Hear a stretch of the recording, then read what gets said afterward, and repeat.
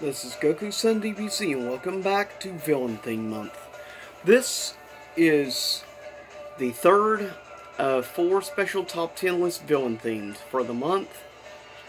First was Street Fighter, last week was Tekken, this week is the top 10 villains of Soulcalibur. And next week will be, of course, Mortal Kombat, and then a special top 20 list at the end of the month with villains from all fine game franchises. So, first up, honorable mentions. Even since they're technically more guest characters, I'm not going to put them on the actual list. Darth Vader, Heihachi Mishima, Strife, Charade. Coming in at number 10, debuted in Soulcalibur 3.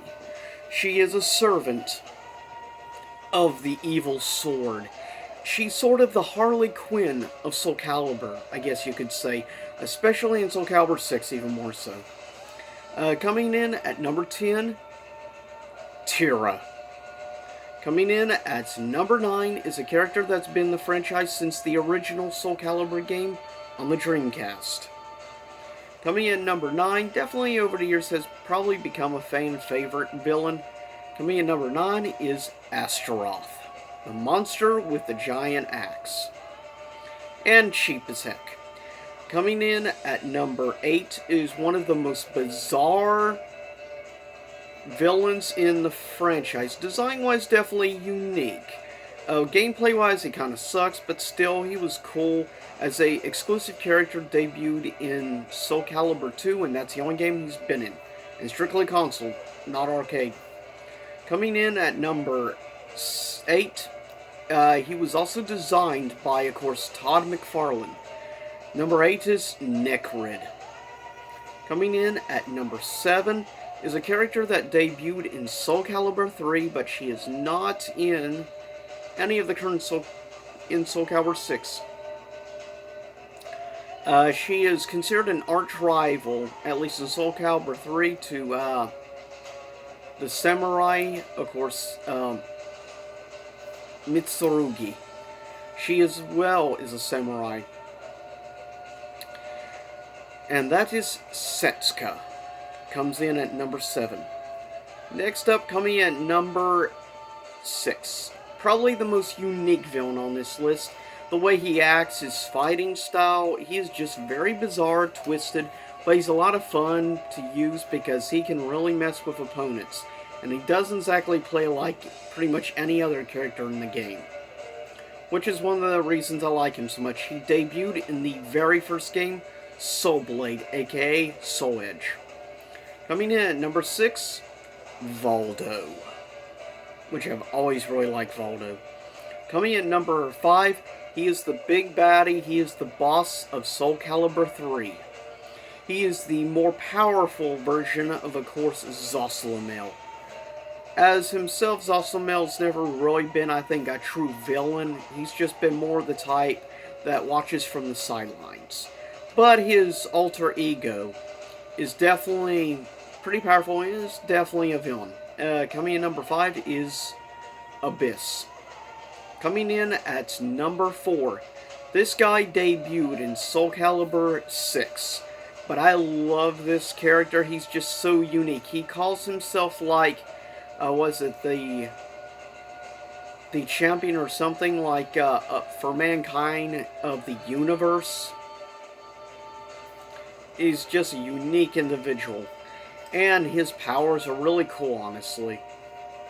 Coming in at number 4 is Aswell. Oswell, that Aswell. Yeah, bad joke. Sorry. Coming in at number 3, debuted in Soul Blade.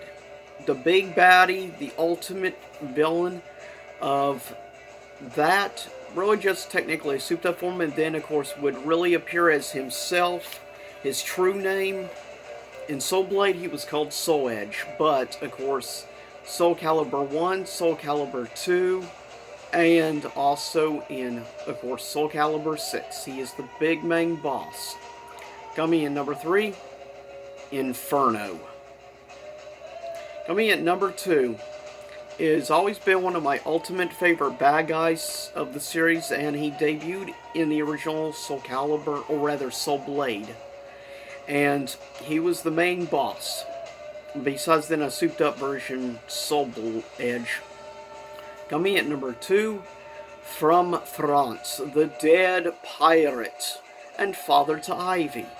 Coming in at number 2, Cervantes de Leon. Hopefully I said that correct pronunciation. But yes, Cervantes de Leon from France.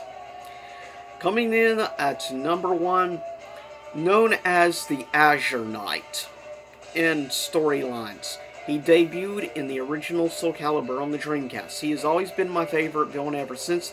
He's always been one of pretty much my main. He was my second favorite in Soulcalibur 1.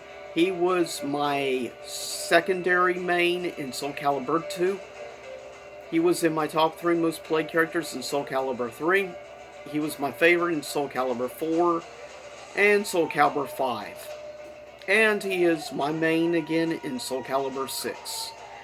Coming in at number 1, his ultimate form, which unfortunately you can't really play as, Night Terror. Number 1 is Nightmare. And before I cough, as he would say in Japanese on the Dreamcast, Koko Torimaros. I shall reclaim my soul. Translation.